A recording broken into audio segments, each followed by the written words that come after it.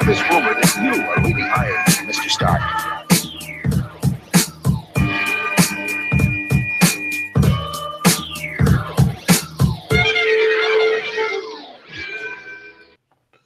Halo, Anthem, and Apex Legends. Welcome to another exciting episode of the Comic Book Chronicles.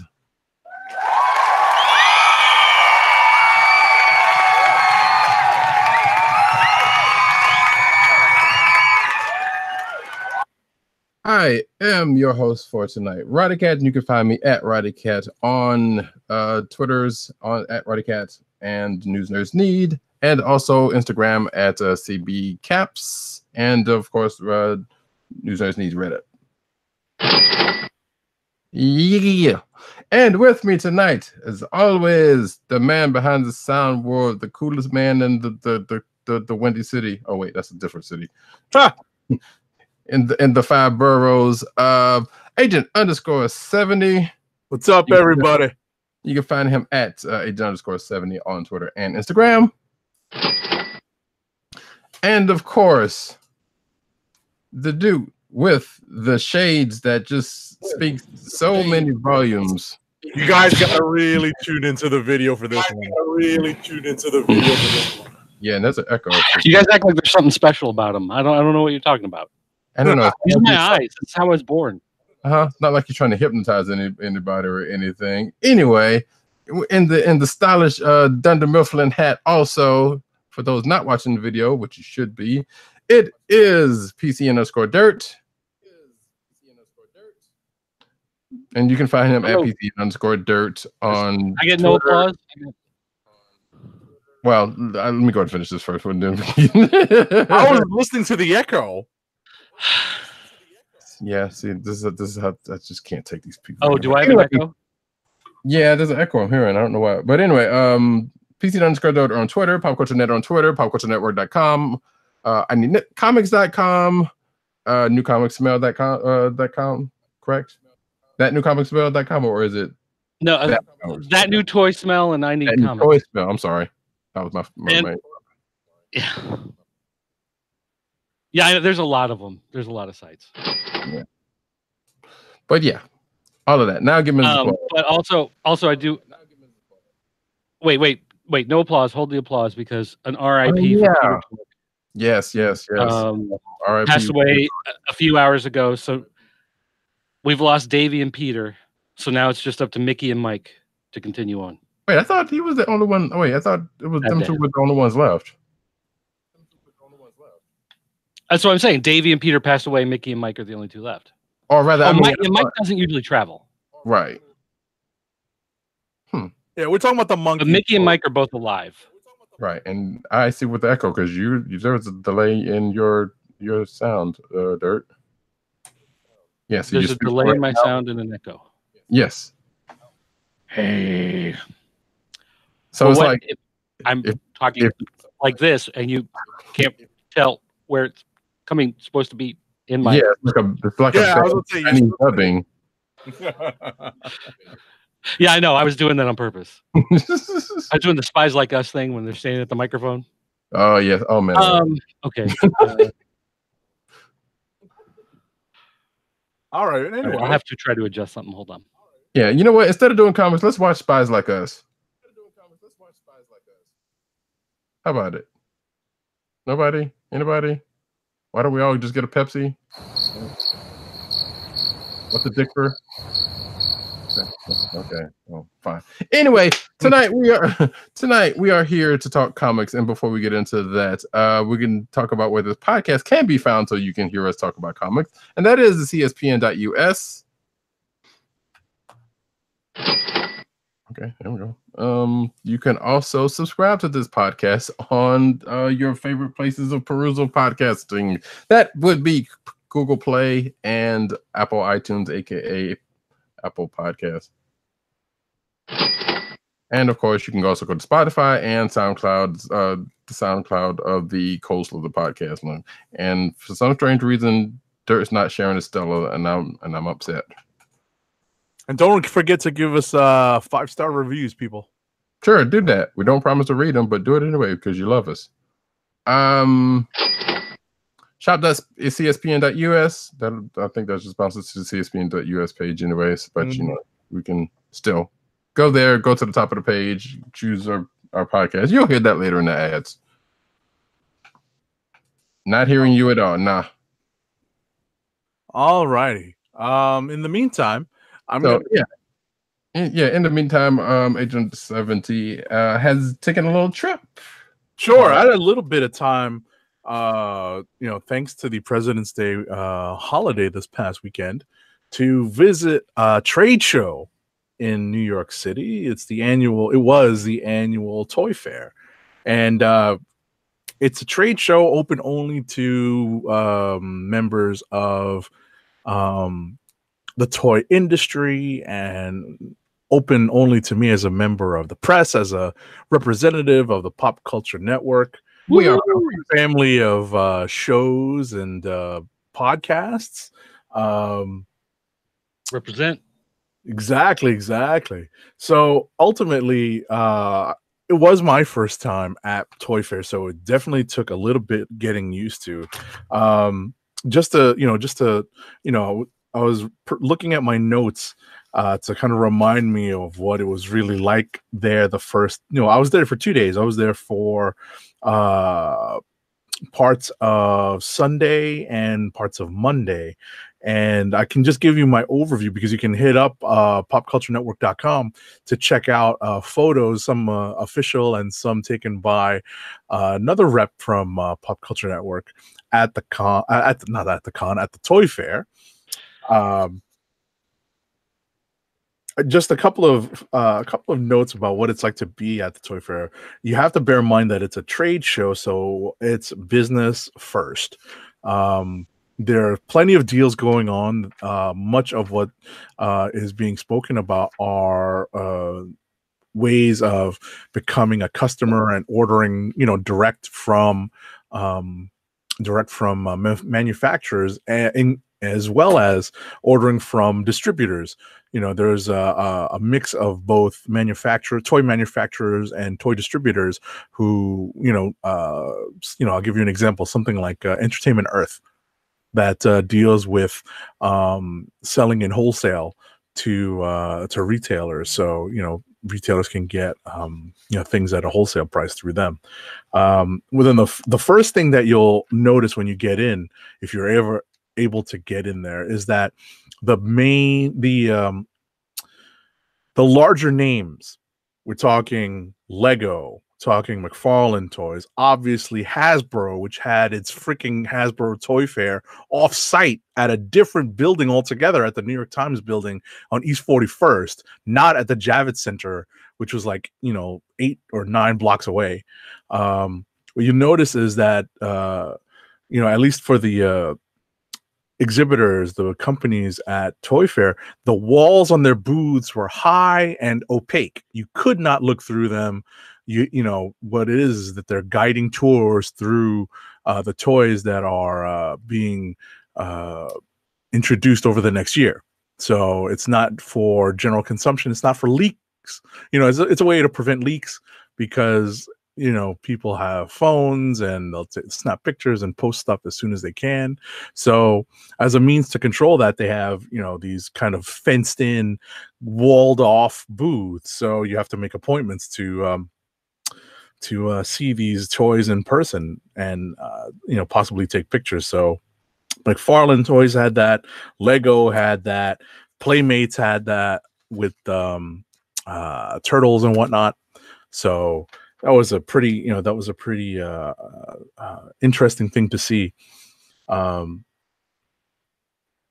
You also have to note that, lots of vendors restrict photography because not all the toys there have been cleared for production yet. Sometimes you'll get prototypes. So I definitely saw a couple of prototypes here and there that hadn't been cleared yet in the Diamond booth. That was pretty cool to see. The weirdest part is, reminding yourself that the items are not yet for sale, and you're just walking through and just kind of, picking up your drool after you see something that's super cool, but you're just not able to buy it at that booth just yet. One of the coolest things I had a chance to try out, PCN_Dirt, I believe, brought this up on a show previously were the arcade 1-up video games. Little mini arcade cabinets that you could buy at a Walmart or a Target or other fine retailer, or you could order direct from Tastemakers. That was the company.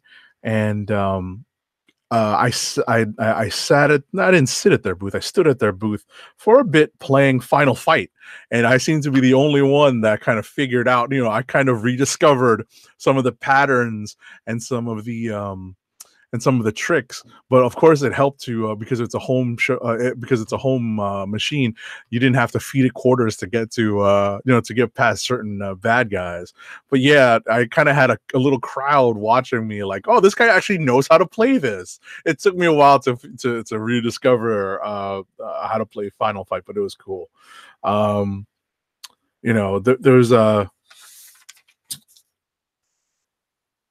There was a big crowd at the Funko booth because, we were just talking about Funko Pops. Funko Pops are, just continuing in popularity. They are, of course, a sponsor of our show and of the CSPN network. They had a few new Pops on display. So, that was a pretty, they were kind, and they had a nice full open booth. So it's not like they were hiding too much. But yeah, they were pretty pleasant to work with. And just as a quick final note to wrap up my coverage of Toy Fair 2019, I was lucky enough to run into a friend of mine who works in retail. She actually, she's the head of a small department store in New York City, and was there as a buyer. And I'll tell you that the experience as a buyer is far different from the experience as a member of the press, because hearing the press spiel is much different from the spiel that they give people who could potentially be business partners and customers. It's a lot of fun, and listening to the various ways that they're able to facilitate becoming helping retailers become customers is pretty cool. Nice. Yeah, Toy Fair is one of those ones, like, I had a small list of conventions and whatnot that if I ever got a chance to cover, I would love to. Yeah, you have to get in there prepared, though, because PCN_dirt, I kind of knew about this, but what he reminded me of is that you have to have appointments to get into a lot of these things, like Mattel, like the big ones.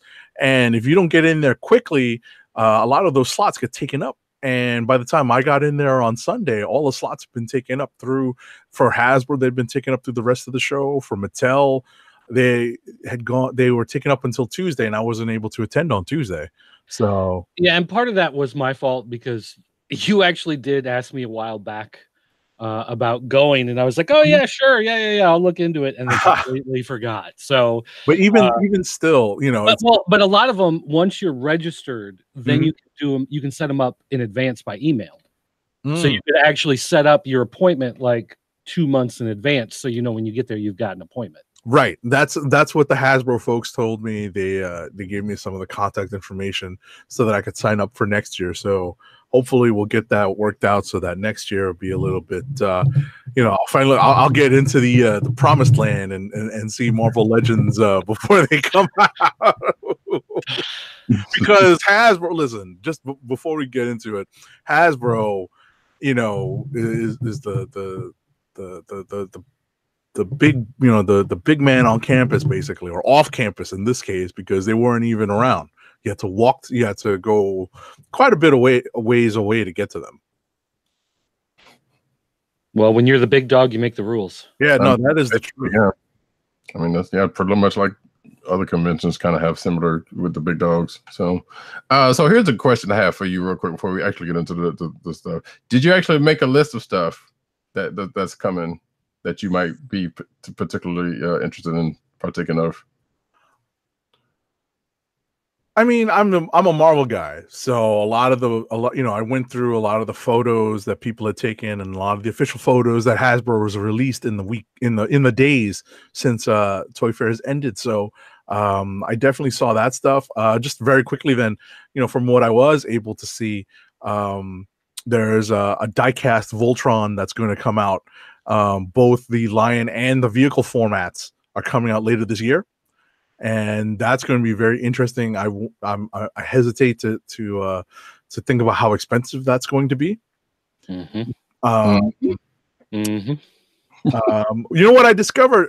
Speaking of what of the retail of coming in from the retailer's perspective, from the actual customer's perspective, I didn't realize that Gundam, those models, those kind of like action figure / models, are actually pretty inexpensive.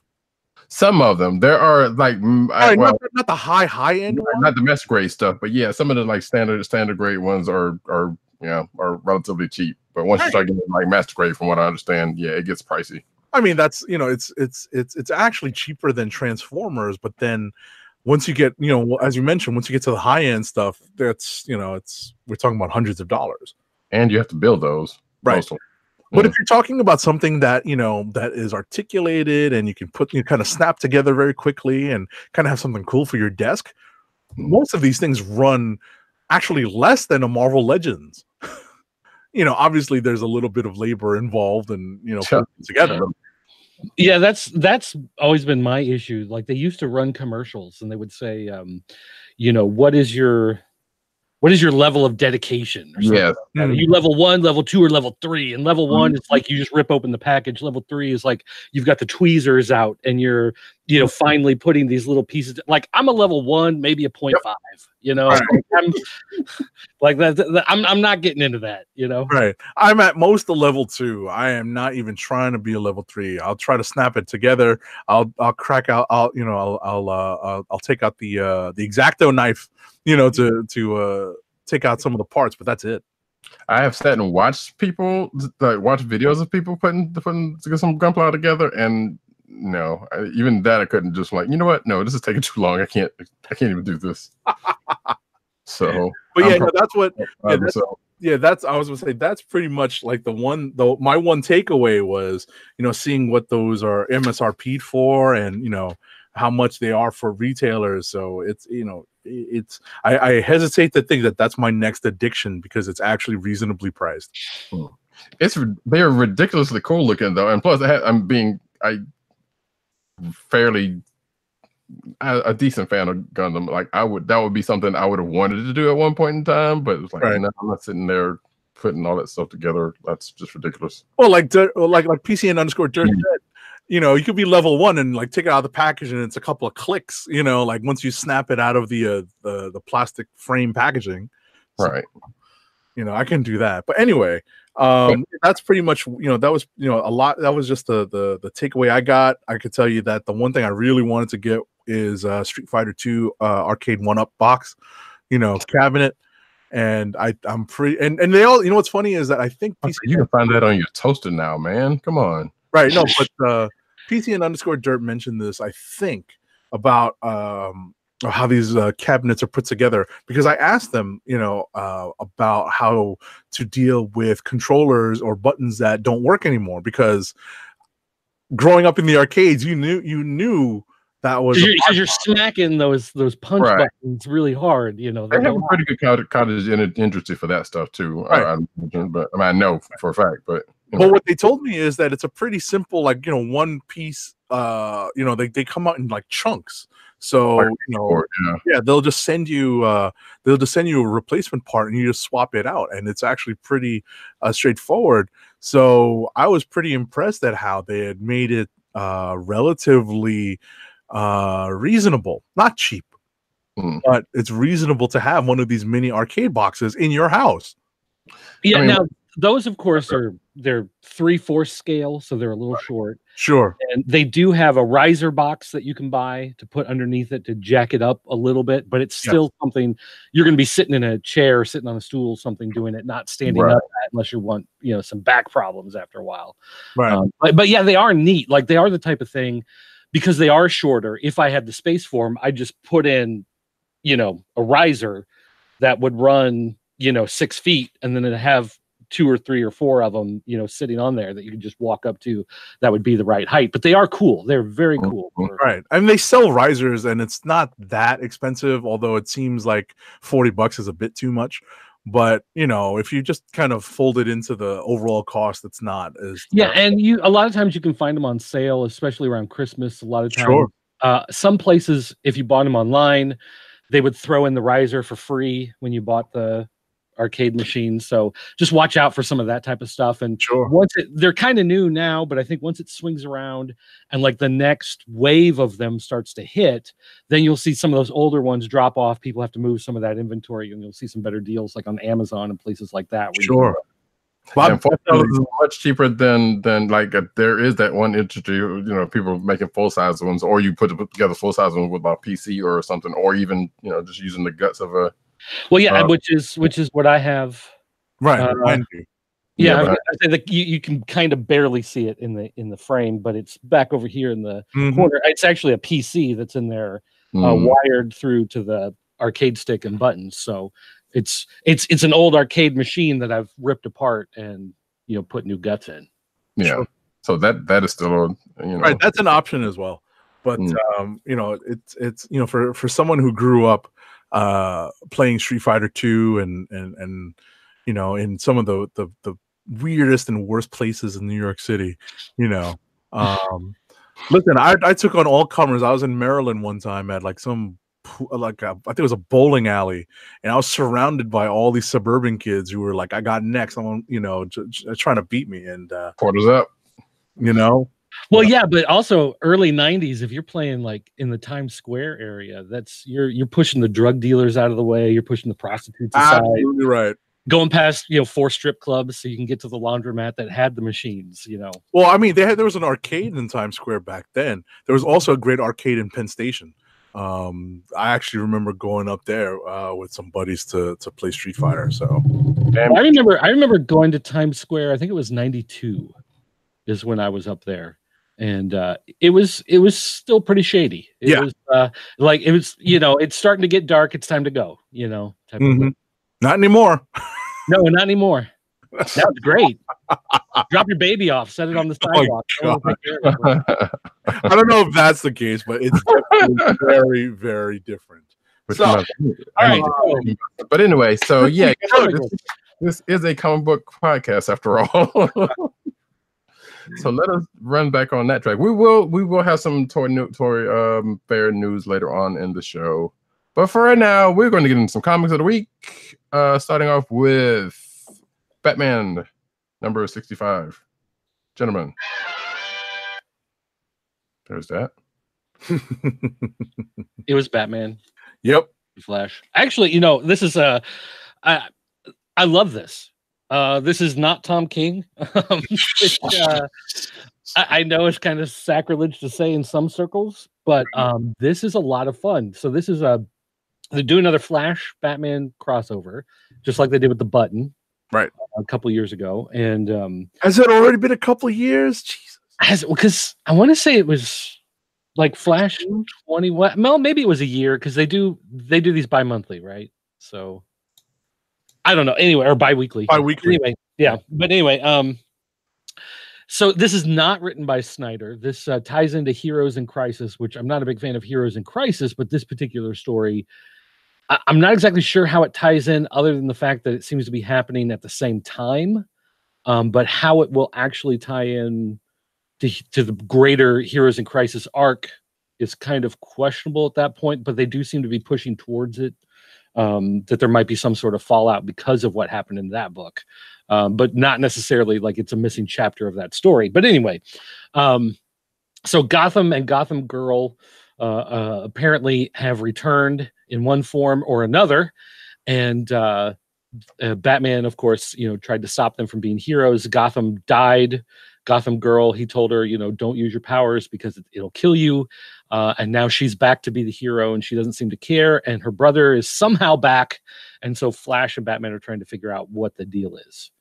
And there's been a lot of time travel shenanigans and other stuff going on in the Flash book, and they kind of cross over into this a little bit. So it may be a little confusing to Batman readers who haven't been reading Flash. But this is the type of Batman story I want. There's a lot of punching. There's a lot of, flying the Batwing. There's, them using their detective skills, their CSI skills to figure out some of the stuff that's going on.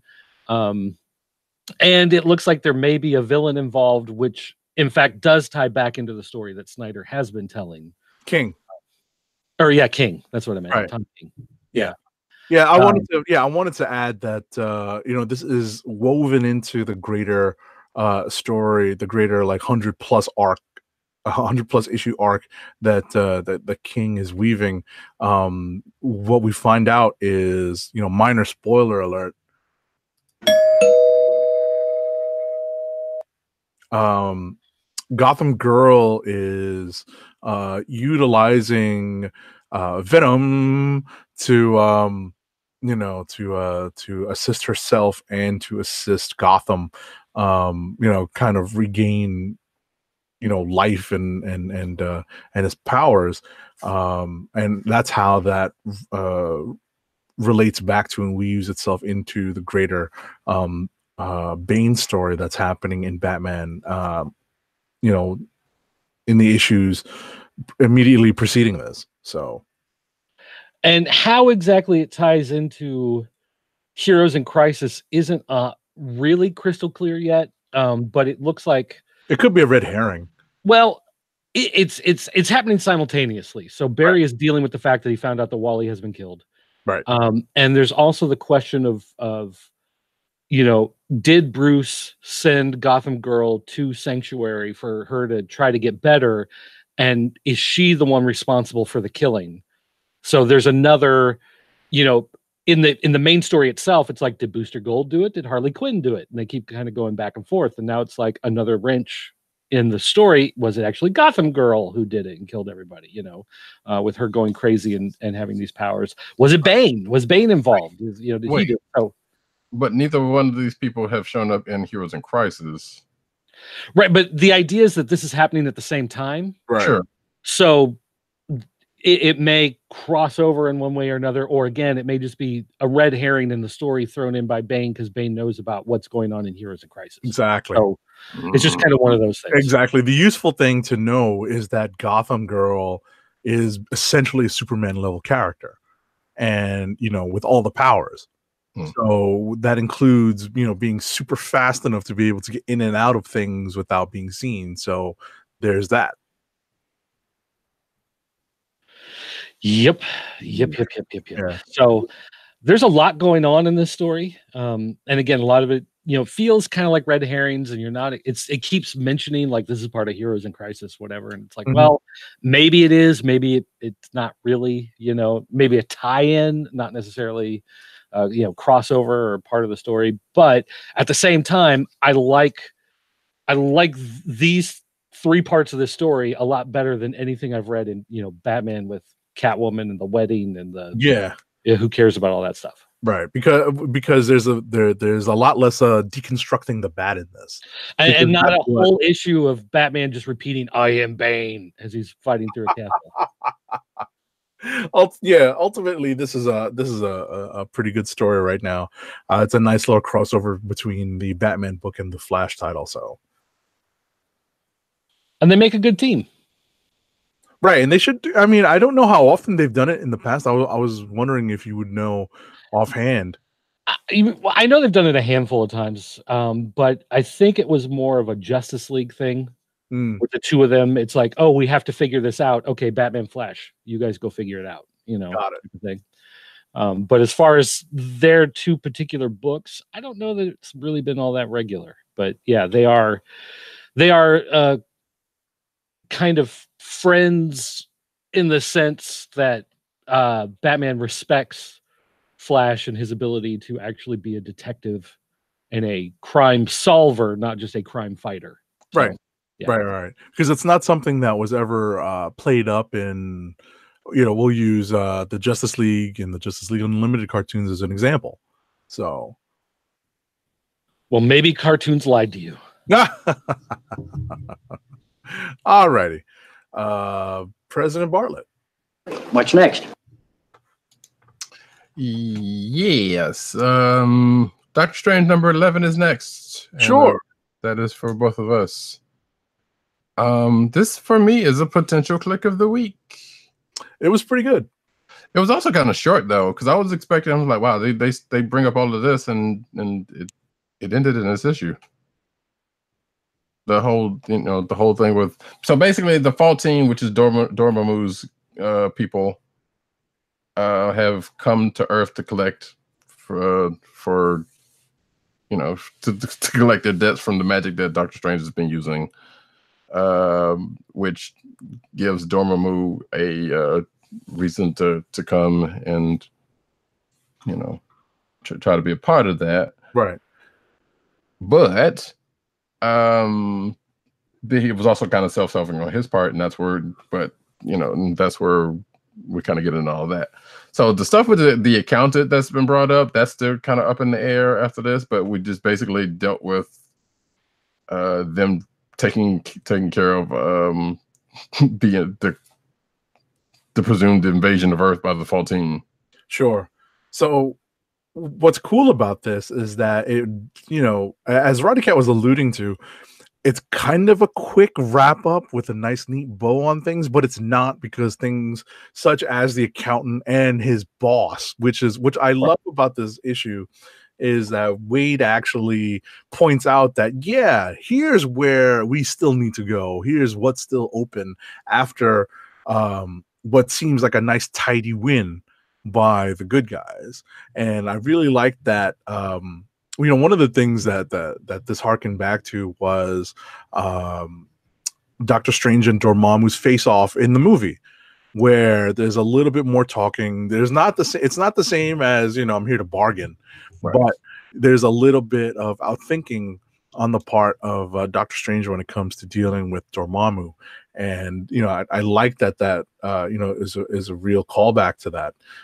They even throw in a little bit of Dormammu's like part of his origin in here, and they also wrap up the Ancient Ones little mini arc in these stories as well, which is still slightly, I don't want. Well, I guess confusing probably would be, for lack of a better word, because the Ancient One was dead, presumably, or transcended or something, I don't know, but then he came back, lost his magic, got it, now he has his magic back, but now he's pretty much still walking around flesh and blood.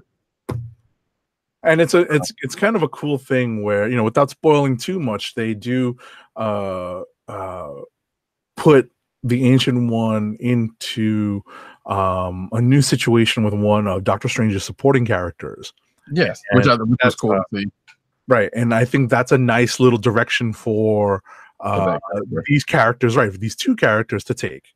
And actually, yeah, and with that, it also leaves the rest of the supporting cast that was along. So basically, it was Zelma, Kana, and Wong, who were all kidnapped by the accountant, and they had a good chunky length of the story, to do with the story, or to do with this issue more. And I liked the turns of them. And also at the end of the issue, kind of left them seemingly all in pretty decent standings, or at least getting to be in better standings with Doctor Strange, because he was all estranged from all of them for one reason or another. But they seem to be looking to be getting in a better place after this. It definitely helps to have been to have read not just this volume of Doctor Strange, but the last volume, because that's how we've gotten to these. That it's kind of tough to ask that of folks who read a number one issue and have to have read the previous volume of the book. And I really don't like that. Because then there's the well, who is this person? Who are these people? And it's really an excellent way of continuing the story. I'm not a fan of how they've relaunched this book. This is just the next, phase of Doctor Strange under a new creative team, and it takes into account these characters, these supporting characters, especially what's Strange's relationship with Wong and Zelma from the previous volume. So other than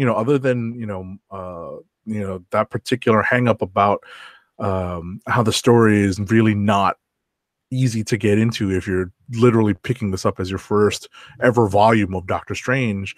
It's pretty good because it is incorporating a lot of what's come before it in the recent past. And it's, as we were saying before, there's still some dangling plot lines left in this, and we're not jumping into it in the next issue because the next issue is going to be dealing with someone who's got some problems going on over in the Fantastic Four right now. Yeah. So that's an interesting way to go. Which and seeing the solicits from that looks like, I don't know, it could be going a little more crazier, but we'll see when that gets to that. Yep. That means that, yeah, I guess that's pretty much it for Doctor Strange. Mm-hmm. So I guess the next one to do would be, because I thought I had something else to say about that, but I don't. Avengers, No Road Home number 2. We'll get to that. All right. This was another, this was a good issue because it's weekly. It's definitely got to have things moving along. The one thing that jumped out at me was it's apparently a very bad time to be a part of any of the mythic pantheons of gods in the Marvel universe, because they're all getting their neck snapped, basically. Yeah, right. I was like, what? When, how could this? When could this? Why could this? Yeah, wow, who could do this to Zeus? Well, we found that out. Yeah. Spoiler alert! There, I wasn't trying to drop who got the neck snap, but I mean, that was some pretty, that was pretty shocking to me. So, but yeah. I mean, other than that, there's the crux of the story is it's another chase for bits of stone. For little stones around the universe. So that's kind of derivative, but what are you going to do? And I would imagine, and one with, and at least it's not 6, it's half that. And they did kind of tell you where these stones are, which one of them I think I know. And plus the images in the back of the book for the next couple of issues were also kind of telling. But so I guess we know where the Avengers are going after that. Well, actually, where they're going as of this issue. So, the one thing I was going to say was as was per my notes, it really goes well when a character is the narrator of the story sometimes. And rarely, kind of going that route, because Hawkeye is the one is narrating this for the most part. And at again, it seems like he's in a predicament that was foreshadowed last issue. Right. We'll see how that all pans out. Right. Well, I suspect it is not as it seems. Yes. And given one of the clues of where the people, where these stones are supposed to be, Now the other thing I was going to say is like, okay, I was wondering how they were going to, because this is presumably, not even presumably, but this is the sequel to the last Avengers event from last year, No Surrender, which we talked about last week with the first issue. And you kind of wondered how it was going to tie into that, if it was going to, and showing the events of what happened to the Pantheon and how some certain people came into play. You get that, which I'm like, okay, that actually makes some sense. There you go. But I guess I suspect Al Ewing and crew probably may have had this ginned up since the last that last event. So because it seemed too good to just like, well, just pull that out of thin air. The only other thing that kind of weirded me out was like, hey, guess what? We assembled this crew, but one person hadn't been seen since everything popped off, and then we see him in a panel here, which was Spectrum, Monica Rambeau. I'm like, well, wait a minute, why have they not even shown her? If she's been recruited, but she's been hiding out in Vision this whole time. Weirdly enough, like that's strange to me. I don't know. So it's just weird. Anywho, outside of that, I don't know what the story's moving. It's a weekly story. So, yeah, we'll see what happens next week. Right, and yeah, being this a weekly one, we can we'll see what happens next week. All right, let's see. So, what you want to do now? Guardians of the Galaxy #2. We were just talking about this off the air. Sure. So this crew's not getting along quite well. That well. Right. So just a quick note to the listeners and viewers. PC_Dirt was asking to help get caught up on what's happening in Guardians of the Galaxy, and essentially, to get caught up on this new iteration of the Guardians, it's kind of necessary to at least understand what's happened during the Infinity Wars storyline. Some of it is recapped here, and partially over the span of the first 2 issues of the series, you kind of get an idea of what's happened over the course of Infinity Wars. But now we have this group of this non-team. They're kind of the defenders of the of the universe. Forget the Guardians of the Galaxy. They're the defenders of the galaxy, basically. And I'm like, that's a different crew. No, exactly. I made sure to throw in either universe or galaxy, because much like the defenders in the Marvel universe, they're a non-team. They don't exactly get along, and they're still kind of trying to figure out where they're going from here because of the events that happened in the first issue. Yep. And we still have some slight comedy with Cosmic Ghost Rider getting into a scrap with Groot and his scraplings, and then his explaining himself again to Quill. And Quill's like, yeah, none of that. I don't like any of that. So that's always amusing. The fact that that's still kind of canon. Outside of that, yeah, I don't know. I slightly dread having to go back and catch up with Infinity Wars, and kind of hate to have to. And I guess going back to what you were saying about Doctor Strange, like there's plenty of books we can say that you have to kind of read the.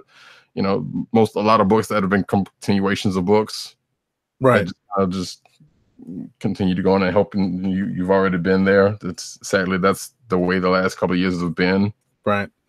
So, right. I mean, ultimately, you can sort of get caught up, using those first page recaps that are still, thankfully, part of Marvel Comics. But this one's a little, this particular series is a little tough. Just wanted to mention that there appears to have been a change of loose team allegiance in this book.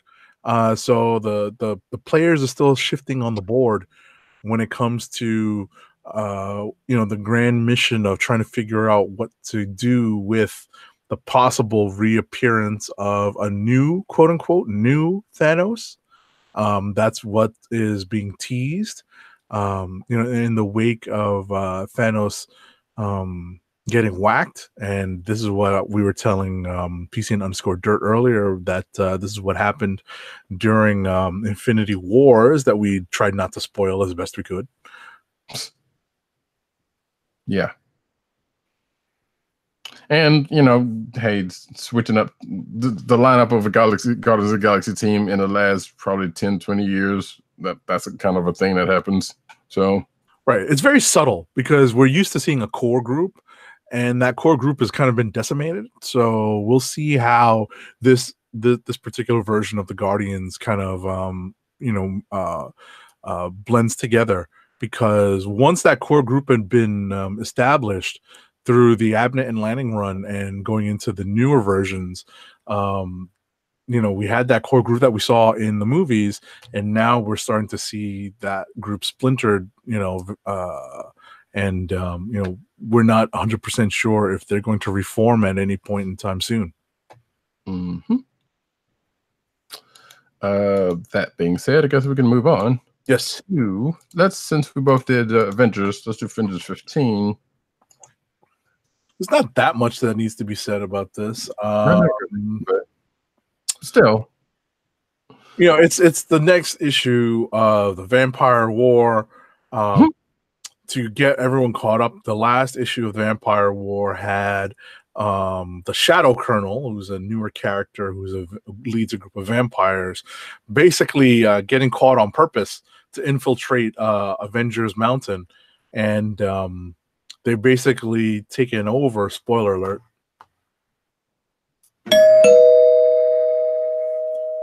They basically. Oh, I just heard myself. They're basically taking over. They've basically taken over the Ghost Rider, by not necessarily controlling Robbie Reyes, but rather the spirit or the spirit of vengeance that is occupying his body. Yep. Which leads to some things happen, and of course, so okay, so that stuff aside, so we have this whole side thing with Dracula. Right, that's what's happening in the background, because that's the larger arc of like the worldwide vampire hierarchy being overturned. You know, that's the Shadow Colonel's goal. Right. So we have that whole thing, and Dracula seeking asylum in Russia, which leads the Avengers to have to send somebody there, and they send Tony Stark, who's I don't know. This is probably something they ginned up for this. Apparently, hey, guess what? Howard Stark ended up going to see Dracula at some point in the past, and then I totally forgot about the fact that Tony's adopted. You know, that whole thing, because they brought that up, you know, in the course of this, and I'm like, wait, when did Howard Stark meet or when did Tony meet Dracula? Much less Howard Stark. You know, but again, like I said, it's probably something they just ginned up for this, because I can't imagine that actually happening anywhere in the past. Although, given Marvel's history, you probably could have. Then of course you had little man things running around, and Shadow Colonel talking a whole lot about, you know, monologuing villain style like he does, you know, during his whole run.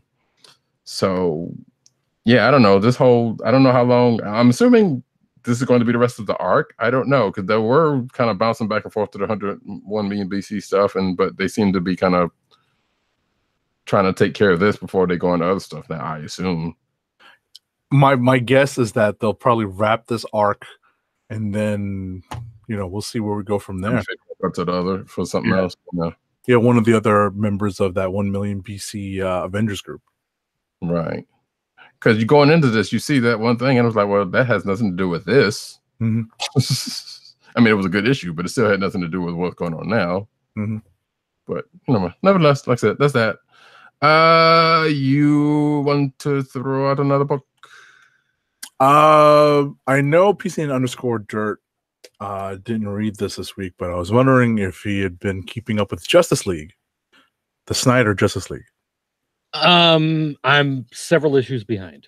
Like, I've got him. In fact, like, I've got him sitting right over here, sitting right next to my desk. I just have not gotten to read them yet. Okay. How many issues behind? Enough. Okay. I won't. I mean, the reason why I ask is I saw. Right. I mean, don't worry about spoilers, because who knows how long it'll be until I can get to some of these. I mean, ultimately, without going too far into it, you know, a lot of Snyder's story, you know, is looping back to what happens in issue 1 with Vandal Savage, and you know, and the whole creation of this, you know, Legion of Doom, and Luthor's machinations in forming this kind of, you know, the Saturday morning. Yeah, exactly. I was getting to that. I was trying to come up with a cute way of saying that. So what we have is Luthor and Brainiac kind of pitting their wills and their minds and their and their various means of treachery against each other. So keep in mind that Perpetua is the end game, is the goal here, because that's what they've all been looking for. So there's a lot of backstory in this about that. And my one note while I was reading this and after I finished this, because it's nothing is no conclusion is reached here. We're still in another. It's just another chapter in this whole Perpetua storyline. But I have to tell you that the New 52 continuity has me so confused all the time. Maybe I'm kind of, maybe my understanding of the Superman mythos goes back too far, because the origin of Luthor has changed a couple of times, as to like why he went bald and like how smart his father was or wasn't. So I know a lot of that stuff has changed, but it makes my head hurt. Because I'm not a regular reader. If I was a regular reader, that would be another story. I might be on top of how things have changed from reboot to reboot. So no, I'm a regular reader, and I still don't remember a lot of how they changed the stuff. Because so many of it is just kind of an arbitrary. In fact, I think there are times that it's contradicted itself because a new writer takes over and they want to do things different, and so they just do it different. Gotcha. Alrighty. All right. So with that, unless Dirt, you want to put some time in on the other book you have, we can probably go into rapid fire. If not, I can wrap. It's just damage. I can wrap it. Alrighty, here it comes. Spinning it up.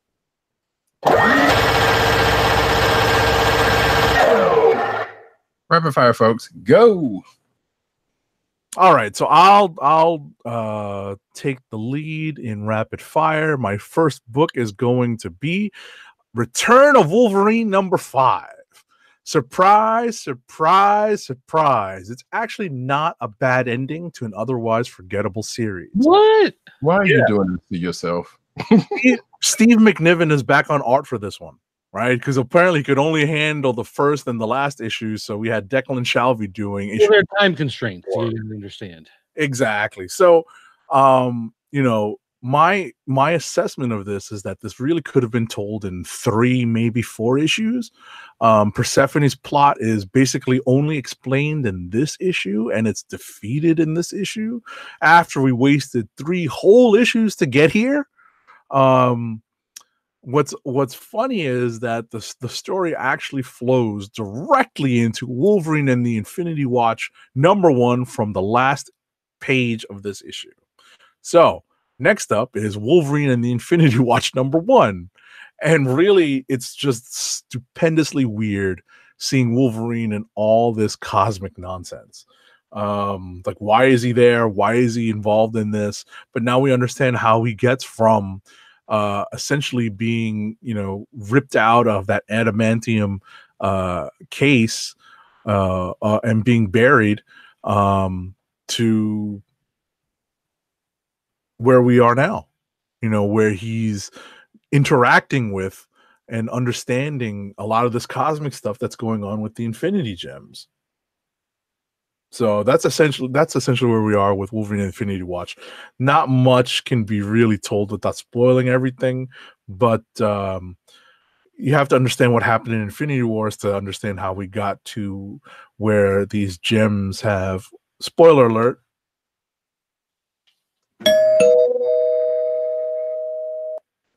gained sentience and a sense of agency. So once you understand that kind of leads into where Wolverine and Infinity Watch is probably going to go.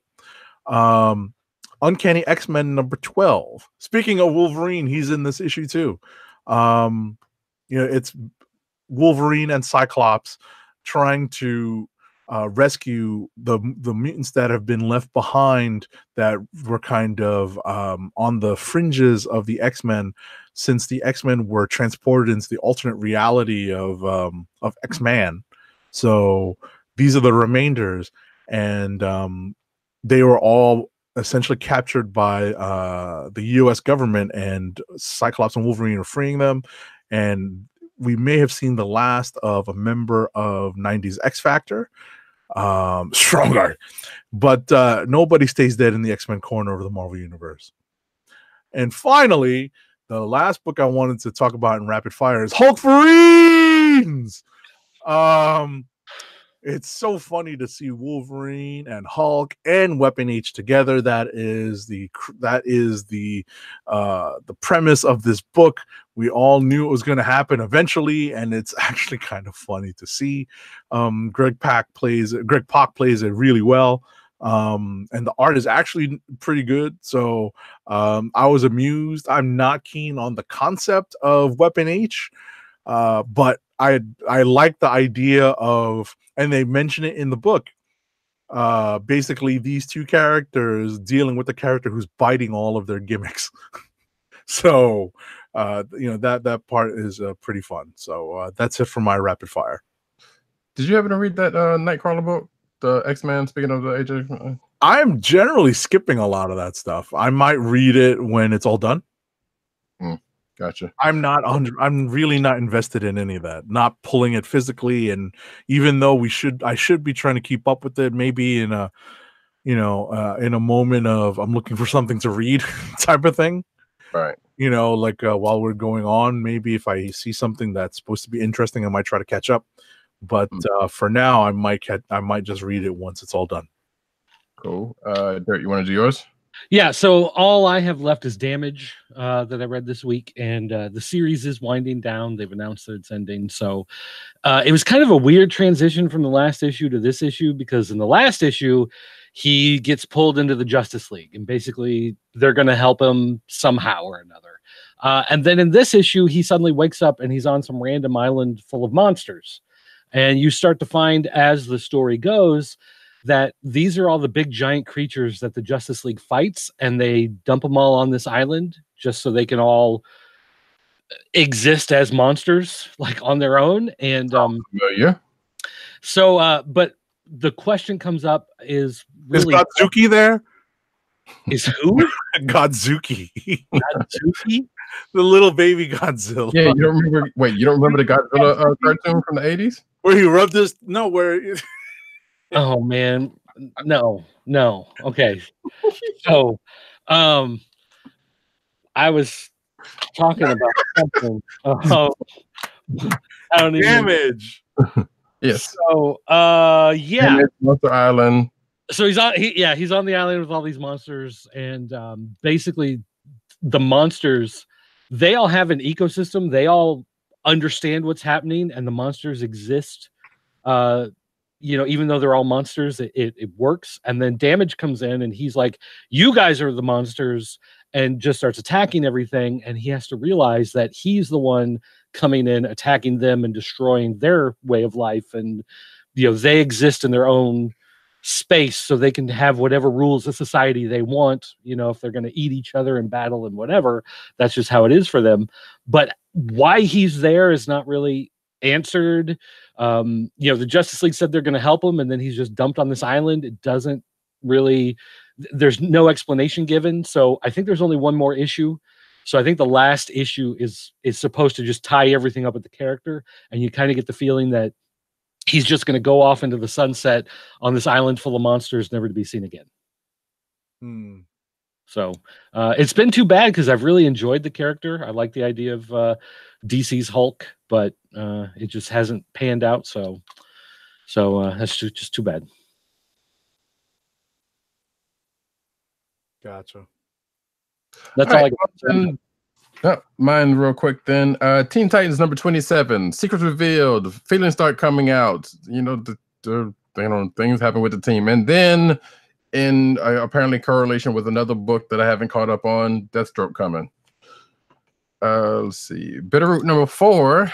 A bunch of monsters hit Harlem in grand fashion, and the family has to the family is basically fighting on different fronts, but they're not all together at this point. And something happens to one of the family members. That was probably inevitable given that character, but we'll see what happens with them next issue. But I'm really still liking that book. Miles Morales Spider-Man number 3. A spider, a rhino, and a Captain America step into a bar with no name. No, actually, they don't do that. But they seem to wrap up the whole missing children's thing, like how Cap gives one of his speeches again. So that's got that happens every now and then, because he comes in, he doesn't actually take charge. He lets kind of Miles lead the charge, and then Miles has doubts, and of course, like I said, Cap gives a speech, which ends up inspiring people as he tends to do.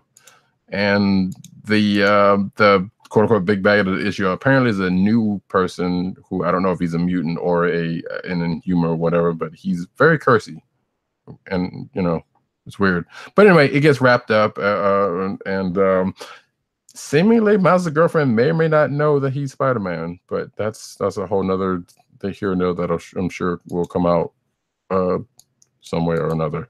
Shuri, number 5.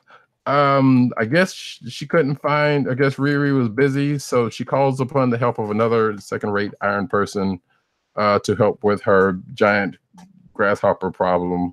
So she calls in Tony Stark, who comes in and helps her with with the issue at hand, which is, well, one, it's the giant grasshopper, space grasshopper, and two, it's the black hole that said grasshopper left, which is a growing problem. But out of that problem becomes an old villain, Moses Magnum. Some of you of a certain vintage may know who that might be.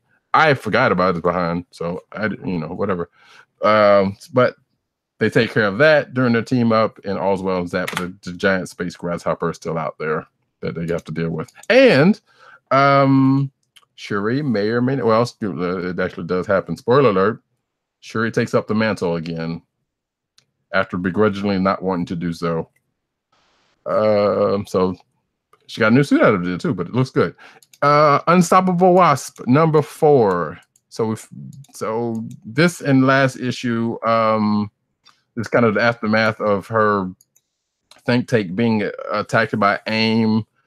Some people got hurt, and presumably there might be a clone or something. But this issue and the last issue, or the end of the last issue, deals with the fact that she is definitely more like her dad than people realize, or like people do realize this, especially one Janet Van Dyne, who has seen all of this before.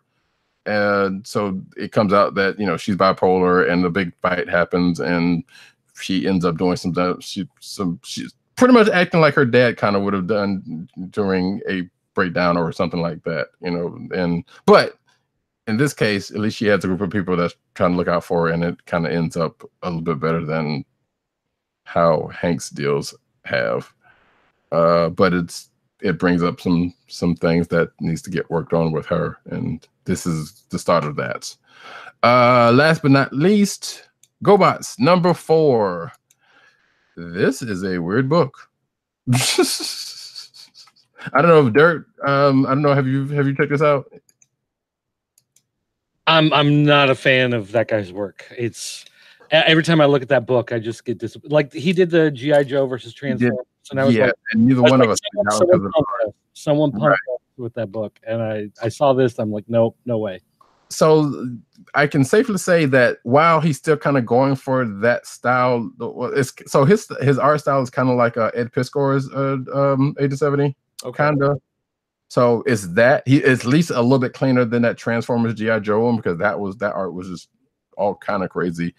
The story here gets kind of weird. So if you to catch up just a little bit, we start off with supposedly the Gobots were, or at least how they said it, the Gobots were made on Earth by humans supposedly, but one human decides to tinker with some programming, and that causes all of them to go Planet of the Apes and take over. But that doesn't seem to be the case, or that may not seem to be the case, as as we found out last issue, some time may or may not have passed. I don't know. It's some weird shit going on. And Gobatron, which is the Gobots planet,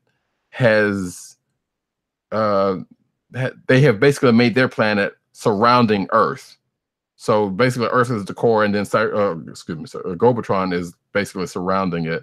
And the only humans left are the ones that were with this one particular Gobot that was out in space. and some things happen with that, but they're still around. So in this issue, you know, they realize that, hey, they're on Earth, you know, at the core of Gobotron, and they're trying to take down the dinosaur thing and Zod and a whole bunch. It's just a weird ass story. I don't know. I may or may not. It was. I just had to check this out just to see where this was going, and I don't know. I may or may not stick around to see where this is going, but it's just been just straight weird, and yeah. Anyway, but that is it for me, and that is the end of the books for the week. So now we can go to Clicks of the Week. Clicks of the Week. And we already have Tim's pick, which was Guardians of the Galaxy #2. It's not a bad pick. Yeah. For me, it's got to be Batman 65. All right, Batman 66. Got it. I'm just kidding. Well, you know, in the right week. You know. Yeah, exactly. I'm about to say there probably is a crossover with Batman 66 out there somewhere at this point. But... Oh, they'll find an excuse to do a multiverse crossover that way, I'm sure. Right? Oh man, I don't even know. I'm not sure if I want to call that one into existence. They'll do that with Justice League 78 and Batman 66 and Justice League International 1992. When was that pilot that came out that was terrible? Oh no! They'll mix all that in. They'll find a way. Yeah, I know. But imagine if they did do a multiverse of Batman. Just all the Batmans coming together. You can even get the Rainbow Batman back. But anyway, that's enough about that. 87, you got yours? I'm still working on it. Gotcha. So, yeah. Actually, you know what? I will probably go with Doctor Strange #11. I like that book. I might second that. Because that Shuri issue was pretty decent, but it was kind of a hit it and quit it. But Doctor Strange was I felt like it. This is probably one of the few times I kind of wish it had been another issue with some of the stuff that was going on. But at the same time, like, no, it's just kind of wrapped up nice and neat. Right, only part of it wrapped up nice and neat. That's the thing. Well, yeah. Yeah, I think I'm going to second that. That'll be my click of the week as well. All right. Yeah. Believe it or not, Uncanny X-Men #12 actually came in a close second. That's what I was just looking at. Like, I wonder if I should buck everybody's trend and make it a different book for everybody. Yeah, you know, happens here and there. And go where your heart leads you. Yeah, no, right? That's what we always do. Sometimes. And with that, I'm thinking, unless you're gonna stick around, Dirt, we're gonna say goodbye to you. Yeah, it's way past my bedtime now. It's okay. Yeah. Actually, I went to bed at about 1:40 last night and woke up at 6 a.m. today. Yikes! Oh, that sounds like fun times. Yeah, that's been my day today. So I'm gonna finish this Stella Artois and I'm gonna head off to bed. All righty. Peace out. See you guys. Take care. Later. All righty. And our first ad read of the night. Speaking of Stella Artois, the closest we can get is for Wink. I know, right? The Personalized Wine Club. Wink is a world of wine delivered right to your door. From rosé to Cabernet to Torronté, Wink has over 100 styles of wine to discover. Ever try an orange wine? Wink connects you to a world of exclusive wines tailored to your tastes and delivered directly to your door. Wink delivers 4 bottles of wine to you every month with free shipping. You can pick your own bottles or let Wink choose and match to your taste. It doesn't cost a thing to become a member, and you can skip or cancel anytime. And now the listeners of the Comic Book Chronicles can enjoy an exclusive discount of $20 off your first order. To place your first order with $20 off and to help keep our show free for you, go to our network website at cspn.us/wink. That's cspn.us/WINC.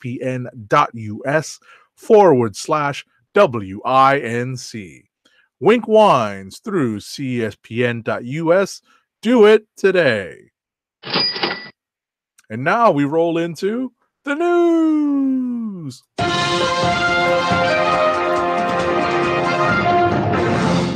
Indeed, and like we do always about this time, we start off with the cinematics news. Whoa, what is that? Oh, wow. Anyway, starting off, report. The latest Star Trek animated series could find a home at Nickelodeon. So apparently they're going to do another Star Trek animated series. And this is not the one that we talked about probably a while back the Lower Decks one. This is a different one, seems like.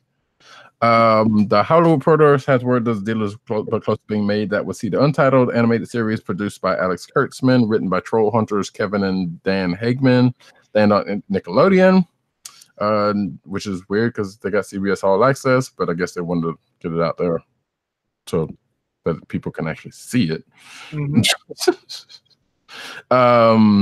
But apparently nothing's being known about the series except for the fact that it exists. So stay tuned for that. All righty, next up. There's a new Transformers animated series coming from Netflix and Rooster Teeth. So Netflix and Hasbro have partnered with Rooster Teeth to develop a new Transformers animated trilogy series that will launch in 2020. The series is called Transformers War for Cybertron, and it's said to come complete with a new animation look and style. Right. So Rooster Teeth, as some of you know, are the people behind Red versus Blue and a few other things. I believe I don't know. I think they are also the ones who did the trilogy that is out on YouTube right now, which if you haven't seen, you should go check it out because it's pretty good and it's relatively short. Like there's basically there's three. Obviously, it's a trilogy. So and I think all in total, each trilogy probably is a good 30 minutes, if that, all together. And it basically goes into the Combiner Wars type stuff. So, and I believe it may or may not be the. They also did RWBY Ruby, whatever, and Genlock. So yeah, you may know Ruby. I forgot about Rooster Teeth did that. But yeah, so there's some people behind it. There's some people that are known to the Transformers universe and some other folks. So look out for that coming this fall, I guess. Alrighty. Next up, I forgot that's me. Speaking of Transformers, Bumblebee movie reboots reportedly Transformers film franchise. So basically, the Bumblebee, that's a different Autobot. Bumblebee, which have you seen that? No. Oh, okay. No, Actually, I haven't seen any of those Transformers. I take that back. That's a lie. That is a lie. I have seen some of them. Regardless, so apparently, Bumblebee movie that just came out fairly recently, maybe a reboot, according to this one Transformer site, the Toy Fair. Right. So apparently, it's a complete. We're talking straight from scratch. This is the new origin of the Transformers. That Bumblebee is the first scout on Earth. Right. So, which kind of makes sense, I guess. Right. I mean, we're still talking about not a retcon. I mean, it's just a retelling of the story. So it's not exactly how the comics had told the story, but or even the cartoon. Right.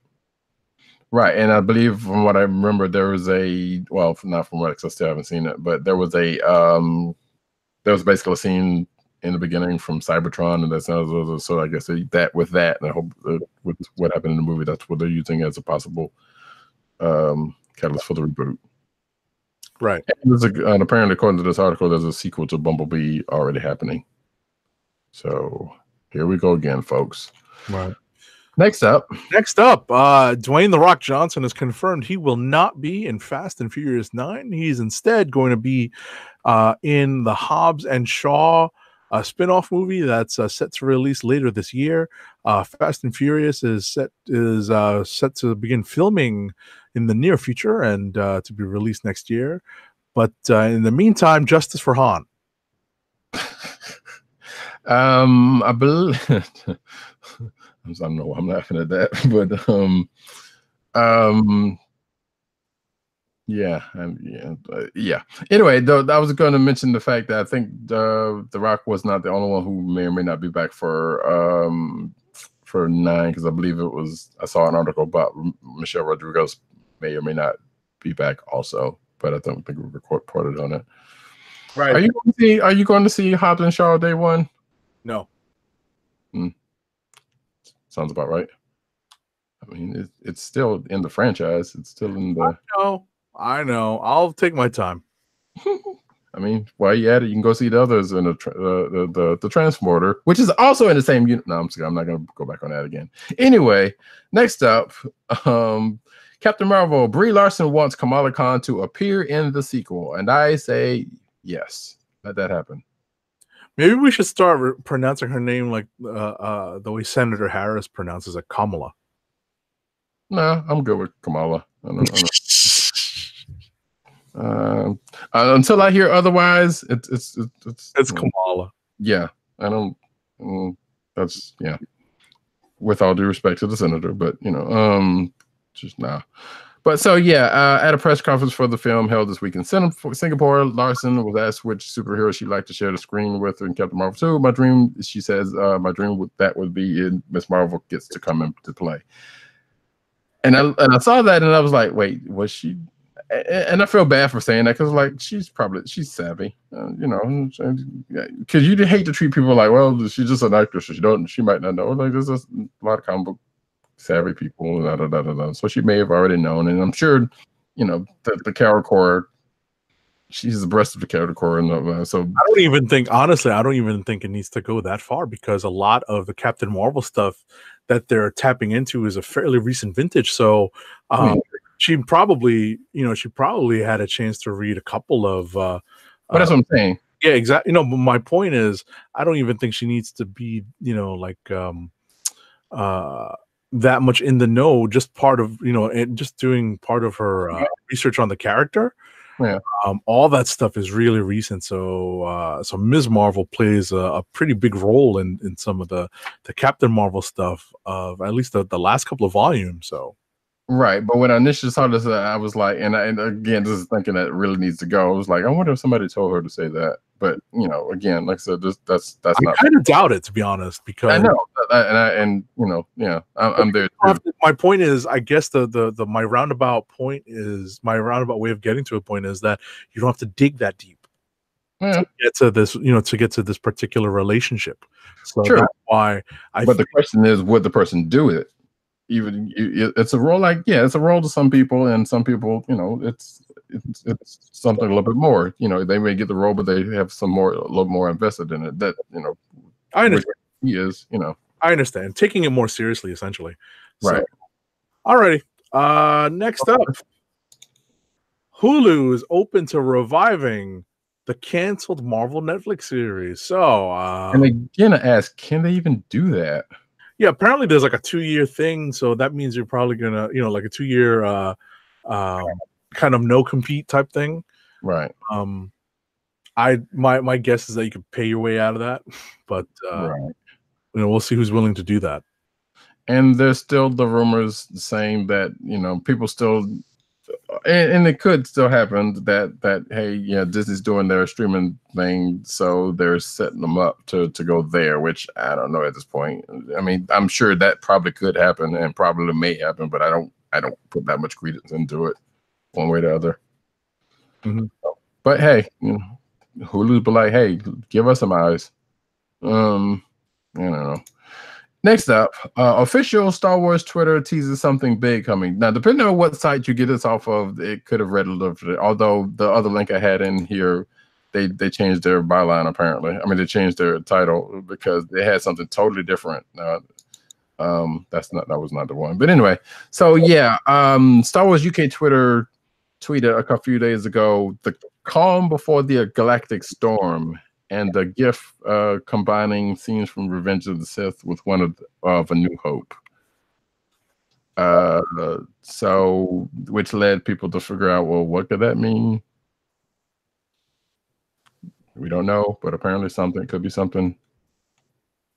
And like I said, another site had it. It was like, hey, this site's tweeting this, and no one knows what it means. But then they changed their headline, so that's why it was kind of funny. Anyway, next up, episode 9's movie shoot has come to a close as J.J. Abrams posted an emotional cast photo. So, the photo is of a big group hug. That's pretty cool. Let's see where let's see how this all shakes out. Was it end of this year, right? I think it's next year. Okay. Oh no, yeah. Oh wait, no. The episode 9 opens December 20th. So I guess yeah, it is this year. End of this year. End of the year. So yeah, and that picture is, I'm sure, is sparking 1,000 fanfic everywhere. / Or memes. Well, that too, probably, I'm sure. I haven't seen any memes, but I'm pretty sure the fanfic is out there. Just yeah, you can make a bet on that. Anyway, Titan Season 2 casting breakdown may reveal a major Superman villain. Spoiler alert, it's not Ducky this time, but it is Lex Luthor. There you go. So according to Geeks Worldwide, I guess that's I've seen that site. Yeah. The latest casting breakdown calls for a man of any ethnicity, age 30 to 39, for a reoccurring role of Dax. As per that description, mercurial and unpredictable, Dax delights in the element of surprise. Awkward and unpopular as a young boy, he insulated himself from others and developed masterful skills of manipulation. That doesn't sound like the Luthor we know and love or hate. And I don't know who it is. Could be somebody else. We don't know. But regardless, it's out there. It's also cool that they're going to be bringing in, they're possibly bringing in Deathstroke and his daughter, the Ravager. So, well, because we already talked about the casting for seemingly that seemed like it's Jericho, and I think the Ravager one was also, I'm not sure if we covered it or not, but I know that was the one that was already out there also. So it was only a matter of time. Cool. Very quickly, I was about to say, I was wondering if you had started watching the Doom Patrol yet. Nope, not yet. I'll get around to it eventually. Yeah, same here. I still need to get to the rest of Titans and Young Justice. You haven't finished it yet? I burned through that stuff, man. I just had it on play.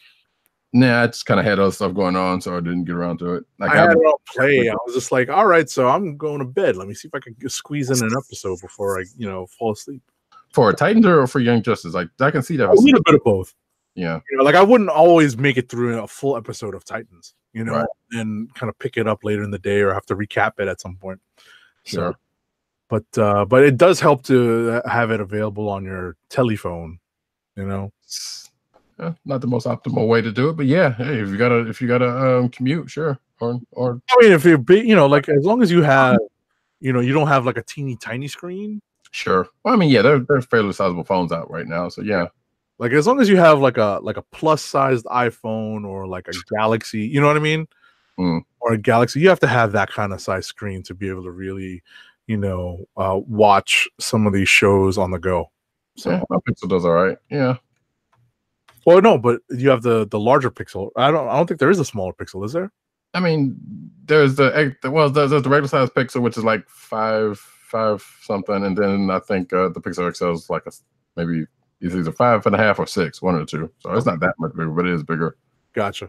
But no, I just got the regular one. It's still a fairly sizable phone.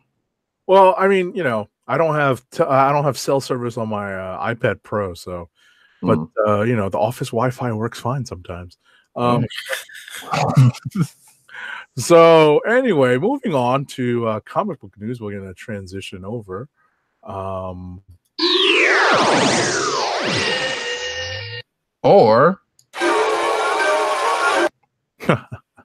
all right, so our first bit of comic news is about the BBC. The BBC is giving Doctor Who the VR treatment. So apparently the BBC is preparing a short episode of Doctor Who that's going to be available exclusively in VR at some point in the near future. Yes, so, starting the, what is she, the 14th Doctor? The 13th Doctor. Wait, how is she the 13th when anyway, I thought Capaldi was the whatever. Yeah, so Jodie Whittaker is set to lend her voice, and she's the current Doctor. And since there was also not going to be any Doctor Who this year, that's weird and a shame. That's why they're doing this. So apparently, Doctor Who Runaway will be 12-ish minute episode that places the viewer inside the animated version of the TARDIS control room. So that seems kind of cool, though. I don't know if when it's coming out or if it's going to be free or not, but probably more than likely check your Oculus and or Vive store when in the near future for that. Next up, Ghostbusters Ecto-1 becomes now to play. Ghostbusters Ecto-1 becomes one of the Transformers in the new mashup toy from Hasbro. So we're getting into toy news now, the toy section. Straight out of Toy Fair 2019. Yep. And this is one of them.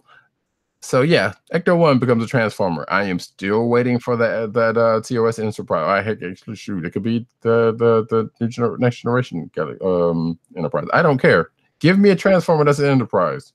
Thank you. Mm-hmm. So yeah, that is one, and this one's coming out on July 8th. Okay. Yeah, no word on price in this article though. But there's the Ecto-1, and there it is in its transform state. Looks good. And he's even got the specs. That's cool.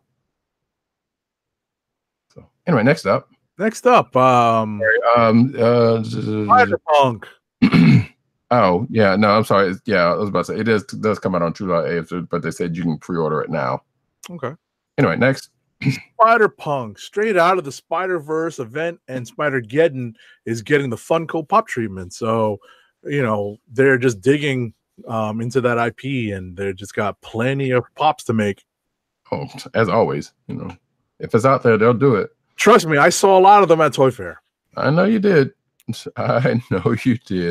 But yeah, so this previews exclusive price of Spider-Punko is limited to 20,000 units and will be $12. And let's see, it will be available at pre-order at Comics with the release date of March 27th of this year. So cool.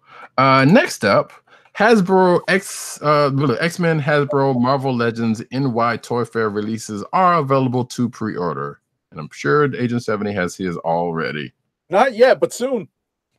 So what this is the wait. So there's two sets here, right? Yeah, listen, there's a lot of Legends coming out. I wasn't able to see them in person, but there are multiple waves that they announced for the majority of the year 2019 at New York Toy Fair. One of the things that Roddykat was mentioning was a 3-pack of Magneto in his regular classic uniform with Scarlet Witch in her kind of first appearance style costume. That's a little bit more modest and and classic Quicksilver. And it sucks that you got to buy this 3-pack, but these are pretty classic renditions of these characters. So even if you're looking for one of these, it's kind of nice to see they haven't had a regular looking Magneto in a while. This 3-pack will kind of knock out a bunch of birds with one stone for me. Yep. And the next 6 inches, $60, and you can pre-order them right now. Right. The next wave that Roddykat was mentioning for the X-Men is X-Men centric, obviously, but it's 90s X-Men centric. So you get a lot of cool renditions of characters. We're talking 90s Jubilee, in her Robin-esque costume, Gambit, Beast. We haven't had a Marvel Legends Beast in ages. It is necessary. Forge in his X-Men uniform, Weapon X, it's Wolverine busting straight out of the Weapon X facility, Blink, and Skullbuster, one of the Reavers. Yeah. There's definitely the 90s X-Men thing going all up and through this line. I don't know. I kind of want the Jubilee and the Forge and the Beast.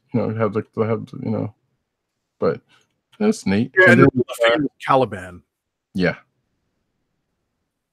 Which I guess. Yeah, nobody wants to further build a figure. Yeah. This is a case of the parts being much more than the whole. Yeah, Caliban would not be one that would show, and it's basically it's newer Caliban. It's Horseman Caliban. Hound. Well, is it Apocalypse Hound? Oh, is it? I thought it was Horseman. Yeah. Wait, was he a horseman or was he just a hound? No, Horseman, I think. Yeah, that sounds right. So yeah, we'll go with that. Okay. But regardless, yeah, upgraded Caliban and not original one. Anyway, and there's some other stuff that was here. So there's a Professor X. Yeah, they had done this pre Toy Fair. They had announced the Professor X hover chair and the Deadpool scooter. Mm-hmm. And I think that's about it. But yeah, bunch of stuff. So cool beans. Next up, speaking of still, this gave Dirt no amount of delight. Well, a bunch of amounts of delight actually. DC's Trinity steps into the ring with Lucha Explosiva figures. So basically, it's the DC's Trinity and others as luchador.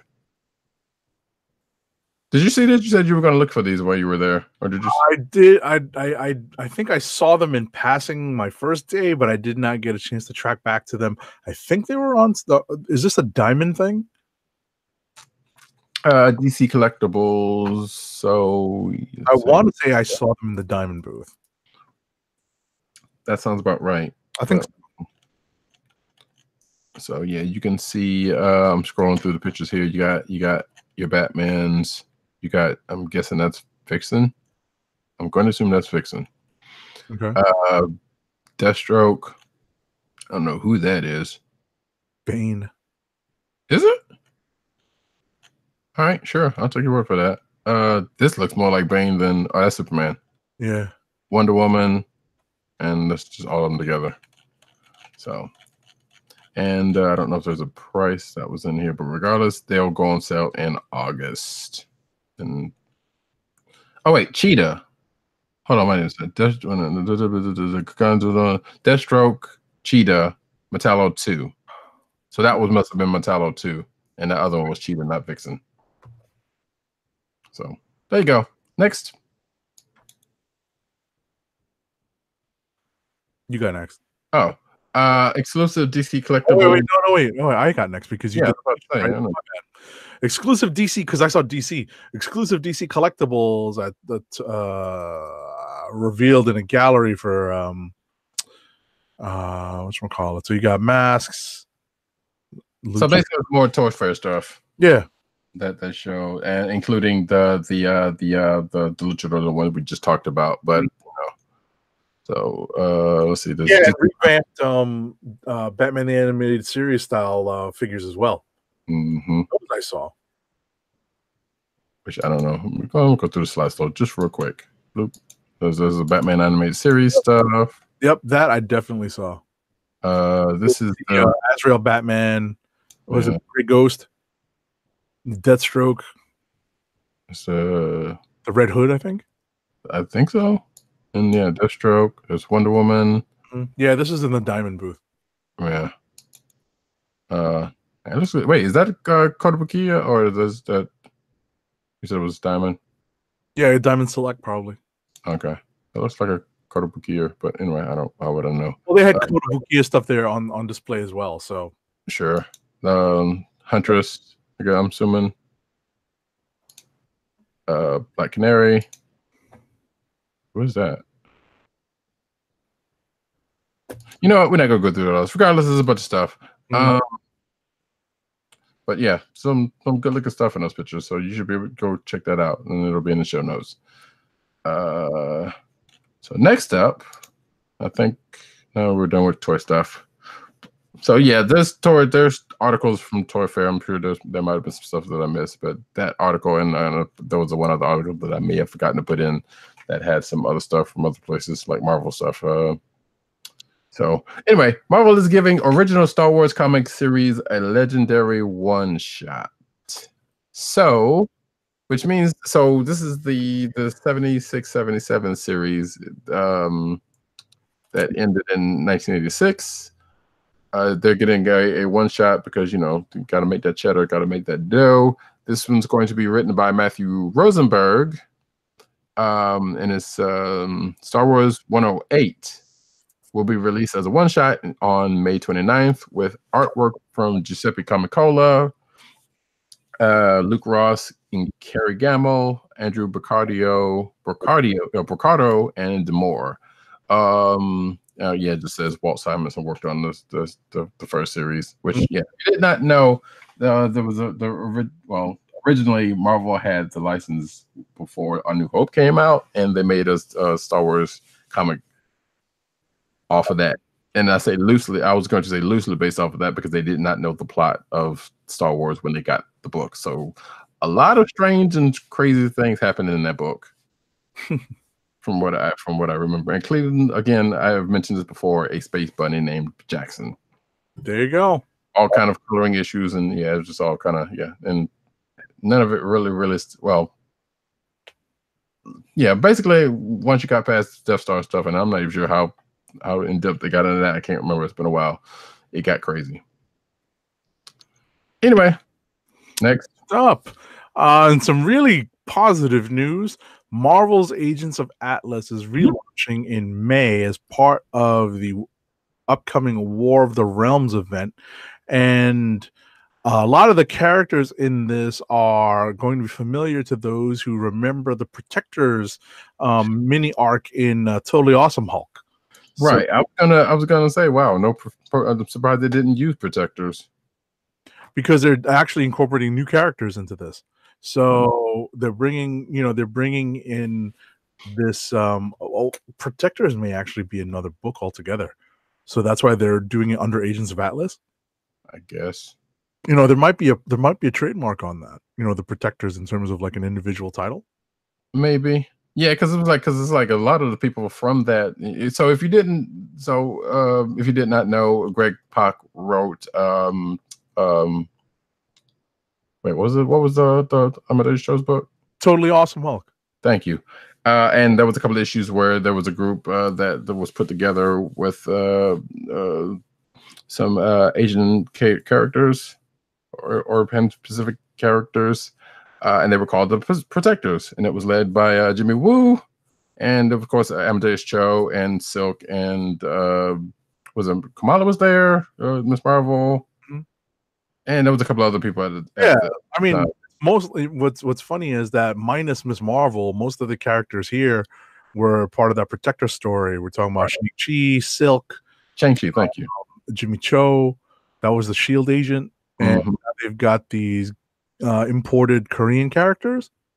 Yeah, so there are some characters from from fairly recent video games, Wave, Luna Snow, which Luna Snow I think was from Contest of Champions, Arrow and Swordmaster, and Crescent, and I have no idea who those last couple are from, or Wave. Come to think of it, now to think about it, but yeah, and I think there was somebody else I can't remember. But regardless, yeah, it seems interesting. It is scheduled for May, and of course, like you said, it's coming out of War of the Realms, which a lot of things are. So does it say? Okay, yeah, that was the part. The publisher hasn't disclosed whether this is a limited series or ongoing yet. I want to say it's a mini series, but it could be wrong. I'm pretty sure it probably will be, but we'll see. Not to say that I would want, that I would want to relegate it to that, but hey, you never know nowadays. Oh yeah. Next up, speaking of War of the Realms, Captain America wields a familiar weapon in War of the Realms tie-in comic, and apparently he gets Thor's axe. That's pretty intense, right? That's pretty intense. I mean, we're not talking about having to be worthy to pick that up, but that's supposed to be an axe that was designed to take on Celestials. So. Right. Which, and I know we have seen stories of some people are getting either celestial powers or something, So this, I feel like I shouldn't be talking about this because I don't remember reading much of Fear Itself. I'm fairly certain I did not, but I knew in that event a bunch of people got Asgardian weapons. Asgardian weapons. They got Uru weapons. Yep. And this seems just like more of that. For good or for ill, I don't know. Regardless, but it's different in that at least they're they're not just dealing with they're kind of like hopping across the realms as opposed to just being on Earth. Sure. So, but yeah, it is very reminiscent of that. Yeah. So War of the Realms Strike Force, The Land of Giants was going to be written by Tom Taylor and George Molina, excuse me. And that's where Captain America is leading a team. He's basically leading Marvel Knights, or the Defenders, or version of Defenders, if you want to go that route, which includes Spider-Man, Wolverine, Luke Cage, and Iron Fist. The street level characters. Yeah.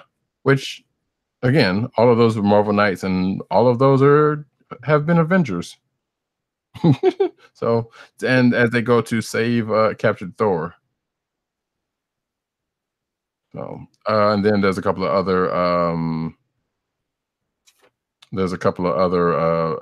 War of the Realms ones that also got announced, which was War of the Realms Strike Force, the Dark Elf Realm #1, which is written by Brian Hill and artist Leinil Francis Yu, will center around Lady Freya leading She-Hulk, the Punisher, Blade, and Ghost Rider, the other part of the Marvel Knights, on a mission to destroy the Black Bifrost to prevent Malekith from accessing its teleportational powers. And then, of course, the War Avengers, the War of the Realms Strike Force, the War Avengers, written by Dennis Hopeless. Wait. Oh, his last name is actually Hallam? Mm-hmm. Okay, did not know that. And illustrated by Kim Jacinto, focuses on Carol Danvers trying to reclaim the Earth alongside a crew of heavy hitters like Weapon H, Captain Britain, Venom, and Deadpool. The team would also include two of the best spies on the planet, the Winter Soldier and Black Widow. Yeah, there's going to be a mishmash of characters. Yeah, in War of the Realms that's already been made readily apparent just by these cover, like coming out of the solicitations for May. So it's this should prove. I know that a lot of people have their misgivings, and it does harken back to Fear itself. But amongst other, I mean, you can say Secret War also giving the glut of books that are coming out and the different things books are kind of going to be doing. But hey, guess what? It's an event that's going to happen. Right. So, anywho,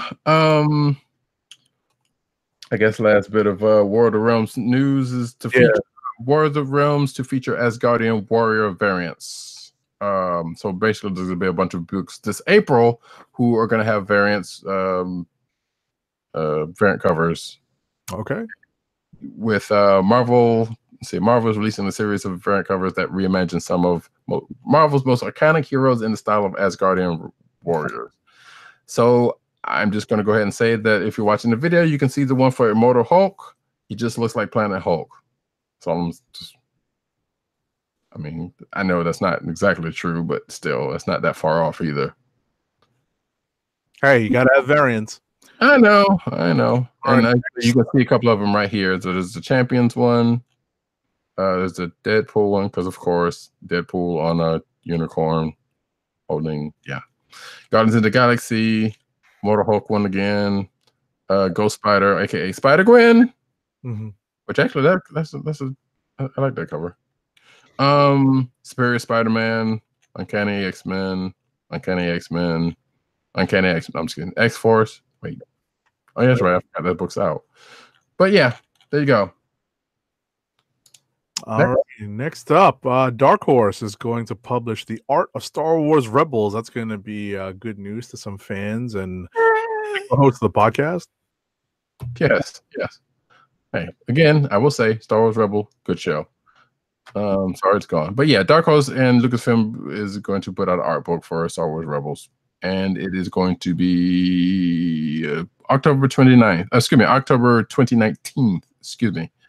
October 1st specifically, and it's going to retail for $40.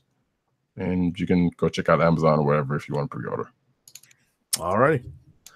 Oh, this news. Deceased Injustice writer reveals a first look at his newest DC apocalypse. So Tom Taylor has been teasing his new project for DC on social media with the hashtag Deceased. That's DCEACSED. Right? As his calling card.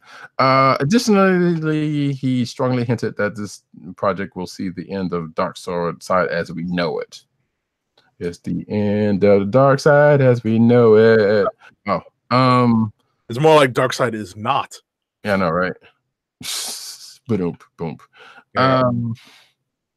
So yeah, Taylor has revealed the first sneak preview of this mysterious new project, posting an incredible, unsettling splash page by artist Trevor Hairsine on Facebook. The page features Superman himself floating above a full-blown rider in the streets of what appears to be apocalypse. And here is a picture. The picture in question.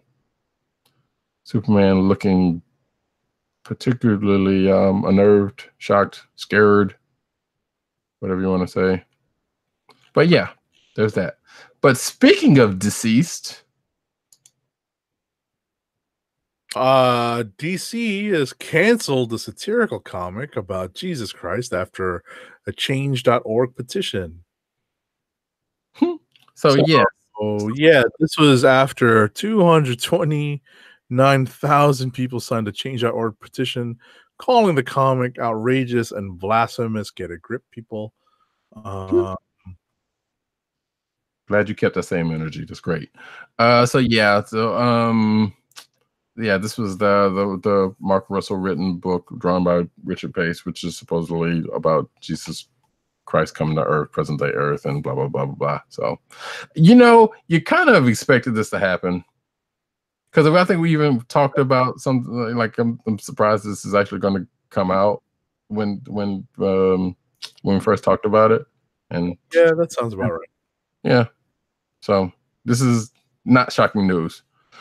But I guess those change.org petitions does work for some things, which I don't know if that's good or bad. It depends.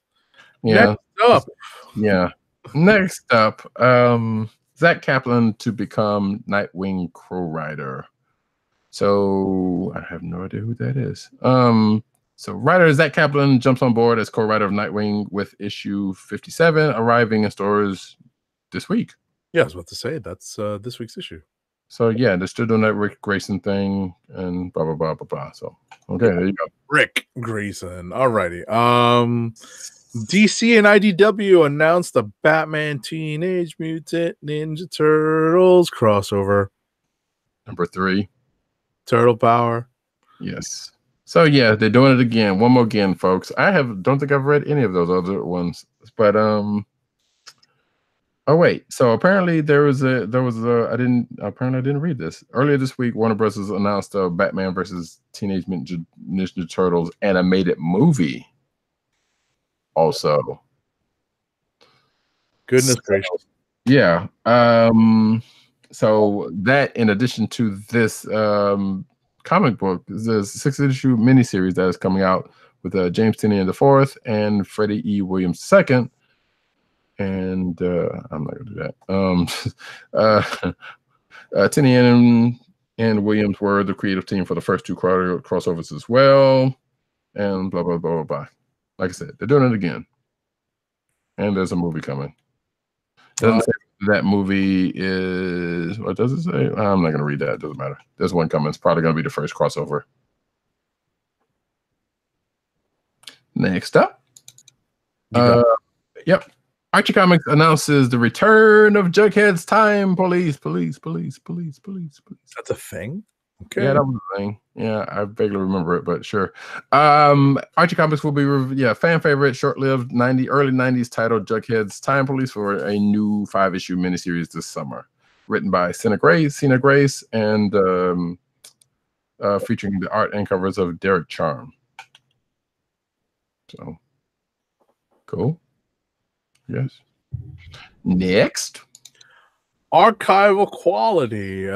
Ghostly graphic novel wins 5th annual McDuffie Award. So Archival Quality, a graphic novel from Oni Press that incorporates a compassionate and evocative portrayal of mental health issues in its tale of spectral mystery, has been named the winner of the 5th annual Dwayne Mcduffie Award for Diversity in Comics. The award is shared by the book's creative team, writer Ivy Noel Weir, and illustrator Christina Steens Stewart. Congratulations. Yeah, shout out to that crew. Congrats. I remember seeing Steens' tweet about it. Which she was quite quite effusive, let's say. It was cute. Okay. It was real cute. Last but not least, discovered the true fate of the Power Rangers in June 2019. Guess what? Obsolescence? What? They what? Now who? No. I'm like, are they becoming obsolete? What? Not anytime soon. Goodness.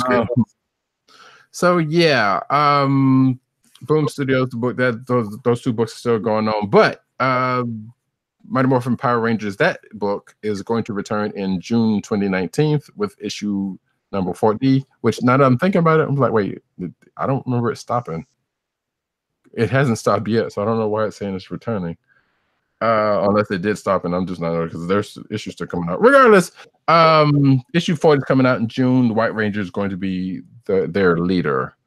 So I'm thinking, wait, is there going to be a time jump going on? Because that's given what's going on right now. I don't know. Anyway, the new series creative team of Ryan Parrott and interesting. So the guy that's writing Go Power Rangers is going to be taking up Mighty Morphin Power Rangers, which I guess sure makes some sense now. Begin a bold new era as the Mighty Morphin Power Rangers are back in Angel Grove with the White Ranger as their leader. But what happens to the team after they defeated Lord Drakkon, which because we already kind of know the answer to that. And what does the White Rangers first appearing mean for the future of the team? It means that they've gone into the 2nd season. That's what that means. Okay. Regardless, actually, that could possibly not be what that means because telling what that book's gonna do. Anyway, that is that, and we are done with the comic book news. I could have brought up one more, but I'll save that one for next week. All righty. So before we end our show for this week, our last ad of the night is for Amazon. Keep our podcast free by shopping at Amazon. Visit cspn.us, then click the Keep Our Podcast Free link at the top of the page. From there, scroll down and click on the Amazon link to shop. Purchase items from Amazon as you normally would, whether it's books, music, electronics, jewelry, apparel, comics, or at least trade paperbacks and action figures. For every purchase made on Amazon through our link, Amazon sends the CSPN a payment. Ha! That helps us keep the Comic Book Chronicles free for our listeners at no extra cost to you. Amazon.com through CSPN.us. Do it today. No ching. Okay, and with that, folks, we come to the end of the show. Thank you for coming out. As always, we will be back next week. Same bat time, same bat channel, all that kind of good mess, I believe, unless something comes out, which I don't. Wait, what's next week? I don't think we have protocol until the week after. Right. Which I need to get my tickets. Done, and done. Yeah. But anyway, until then, you know what? You can find us on the social medias. You can find myself, Roddykat, on Twitter and on Twitter at News Nerds Need, also on Instagram at CBCaps and News Nerds Need Reddit. You can find Agent_70 at that on Twitter and Instagram. PCN_dirt on Twitter, PopCultureNet on Twitter, PopCultureNetwork.com, INeedComics.com, ThatNewToySmell.com. And of course, whatever the Vine equivalent will be, which I guess this should be in a couple months. I don't know. We don't know.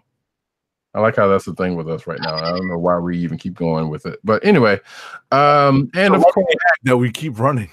I know, right? Yeah, we got bits. We got bits, folks. And of course, the Osiris of this ish, Tim DOGG98 on Twitter, the Click Nation on Twitter, the KLIQNATION, theclicknation.com, CB Crom on Twitter, and of course, Comic Book Resources, CBR.com. You can go check him out there where he's writing his face off.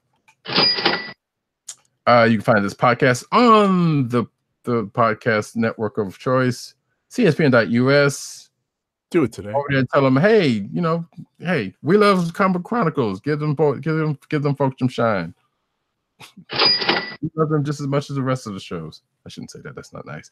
Anyway, you can also subscribe to this podcast on Google Play and Apple iTunes, aka Apple Podcasts. You can also find it on Spotify and the Cold Slither SoundCloud page. You know what? I'm not gonna do that one because it's gonna just go to CSPN.us. But you know what? Hey, while you're on CSPN.us, go to the top of the page, like H70 said during the ad, and go click on the Keep Our Podcast link and get some merch from us. We got some merch at one of those links in there. Popping off nice mugs, t-shirts, all that kind of good stuff. So go get some merch. You know you want it. And with that, folks, we leave you here. Sad to say goodbye, but we have to leave you. But we'll be back. Yes, indeed. While I get this thing ready, because I knew I was forgetting something. Boop. I don't know. Are you doing a thing for Toy Fair, or is you gonna eventually? Okay, yeah. So look out for that on the clicknation.com or popculturenetwork.com. And with that, folks, this has been the Comic Book Chronicles, and we are out. Peace. One. Good